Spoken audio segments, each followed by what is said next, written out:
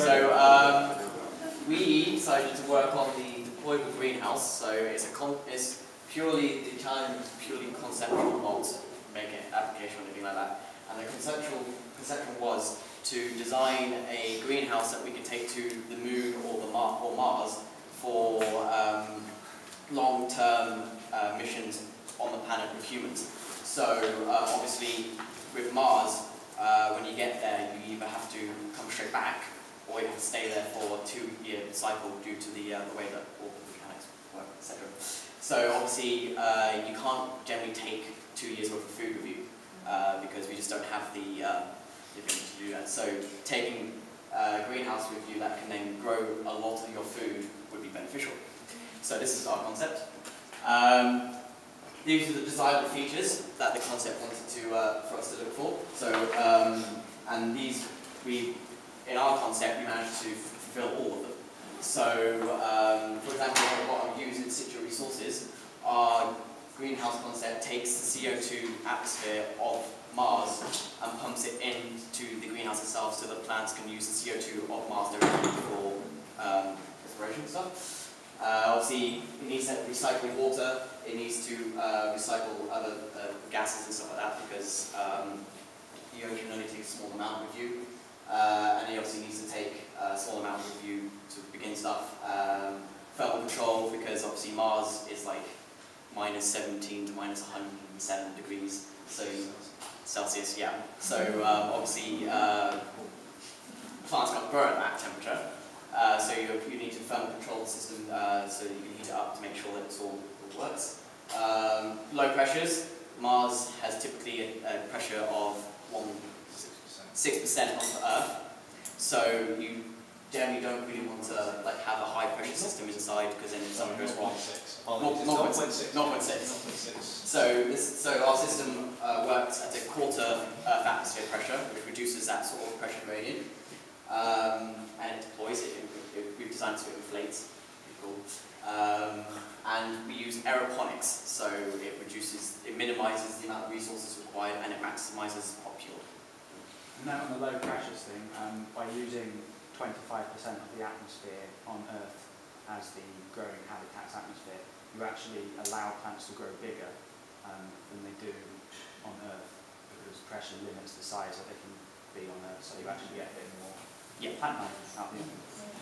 These are also ideas that there's a challenge asked us to consider, and those are the ones that we were able to consider as part of our concept. So we've made a word called marshmallows. We thought, why not?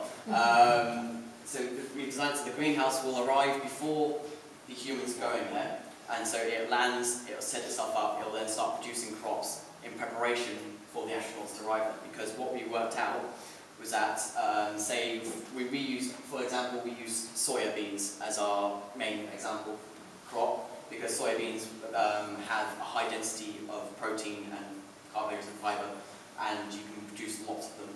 So typically they have a germination cycle between 3 and 5 months, and obviously the greenhouse sizes, you're limited to how much you can produce, and humans need to consume a lot. So we ended up with our calculations that if you were to wait until the humans got there and then started producing food, you would not be able to produce enough food for the humans. So it arrives beforehand and starts doing it beforehand.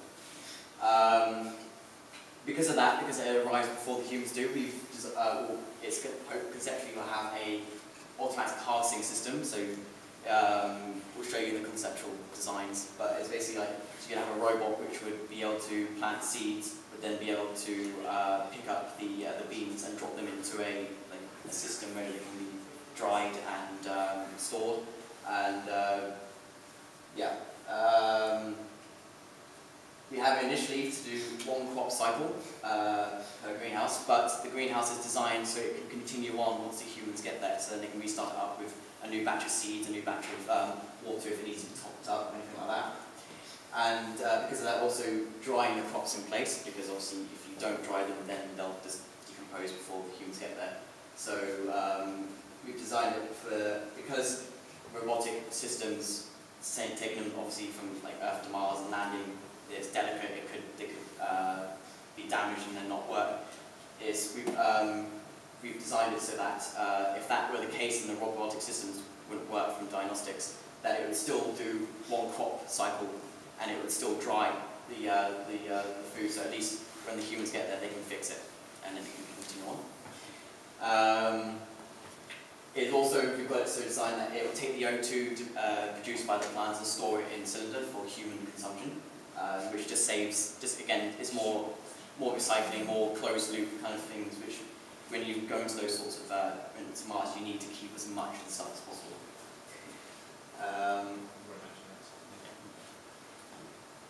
So yeah, the greenhouse is inflatable using strong, lightweight and highly tensile materials, which we had a research on.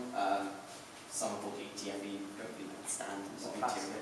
I'm not the National Space Centre, the rocket tube thing, that's made out of the TFE. Yep. I'm not an engineer, I'm a physicist. Yeah.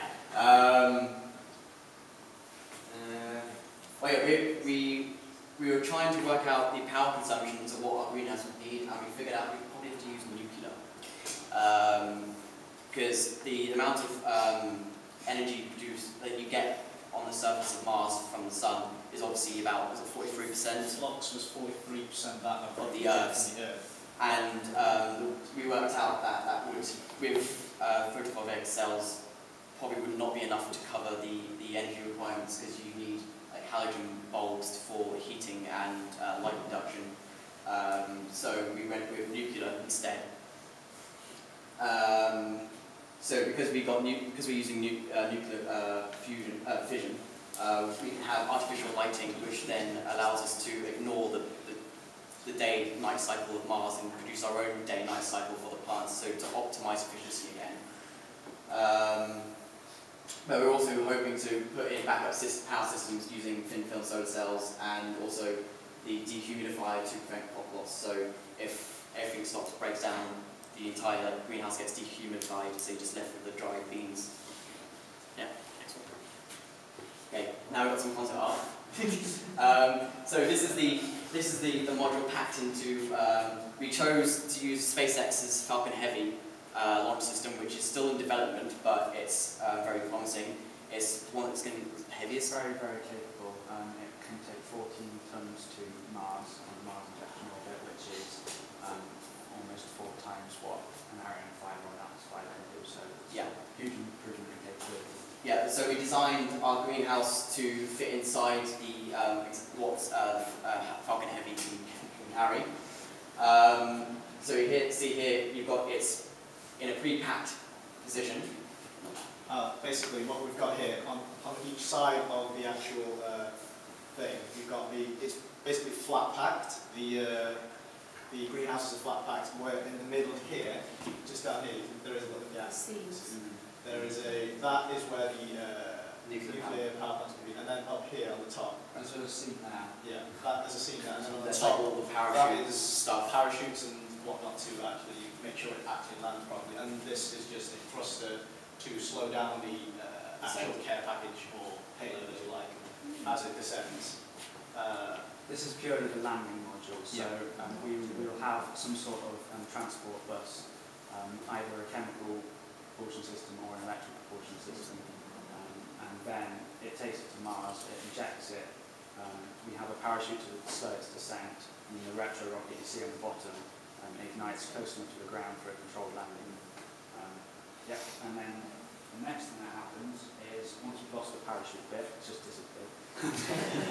This is it descending through the atmosphere, like we said, and the fuel tanks will also be stored in that gap at the top, and they'll just stay connected forever. And this is what happens when it lands. It lands on some legs next to that rocket nozzle that we saw, and then the 2 greenhouse bases will open up, sort of like a flower. And from that point, the inflation of the actual biodomes will occur. we use the gas of the atmosphere of the planet. So we basically pump CO2 in, and then that inflates the domes up. So there's no rigid structure. There is just like a balloon. hard sort of rods of high pressure CO2, I guess. It's also worth mentioning, in between the actual greenhouses, there's another layer that we're going to use as kind of like a protection. So, because obviously the pressure gradients are going to be quite large between if it's just one layer. So we've decided to be, it's like double glazing almost. So we have a bubble layer here, and then you've got the inside bit, so it kind of eases the pressure a little bit between the two. It's also useful for insulation. Yeah. Because soil likes to be about 20 degrees Celsius. Between 20 and 30. Yeah. So when you've got minus 100 degrees Celsius on the surface, you're going to lose a lot of heat. So any sort of gains you can get. So with the constraints of the Falcon Heavy launch system, the total size is each greenhouse themselves are 6 meters long by 3 meters wide by 4 meters high. That's 4 meters. yeah. Yeah, 4 meters high.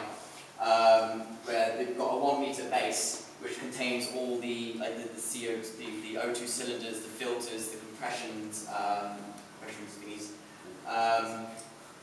Then each individual greenhouse, so each one of these has 2 greenhouses. They can have 22 meters squared of growing space. Yeah, 22 meters squared of growing space in each one. So it's 44 meters squared of growing space, which we've worked out is enough to produce to feed 4 people for a Martian year. So if you for each 4 astronauts you take one of those with you, and in theory it should grow enough soya for effectively feed them forever. Yeah, as long as you don't run out of seeds. Only fertilizer. Yeah. So these are the main features of the mission. So as you can see, it's 2 greenhouses and sharing 1 nuclear fission reactor to power everything. It's quite self-contained because obviously everything's inside the bottom bit, as you saw earlier. So like I said, it's got everything you need. The water's also in there as well. Again, we're using aeroponics because it reduces the amount of water needed by like 95%. in 95–98%, which is substantial, and it's quite useful for us because we want lighter payloads. It's flat packed, so it's nice and compact, easy to transport. IKEA greenhouse, and it's semi-autonomous. So we were thinking of putting some kind of communication device in there, and then we can use just MRO, the Mars Reconnaissance Orbiter, to relay messages, send it commands to do whatever, and monitor whether it's doing well or not going so well, and things like that. Oh yeah. So what we're thinking of in the future to actually develop this further is to obviously split the CO2 to make just oxygen, obviously, because it's obviously a greenhouse. We want to try and utilise everything we can from it, not just food. We can get oxygen supplies from it. We're thinking of producing more water from using the CO2 and hydrogen. Obviously, it's just H2O. Try and extend the mission by bringing more greenhouses, so literally just deploy them everywhere and just have loads of them, obviously. So again, the very small terraforming. Yeah, so it'll be quite useful. And then obviously the main goal is to have people on Mars or any other planet like that. So and hopefully with the semi-autonomous side of things, it means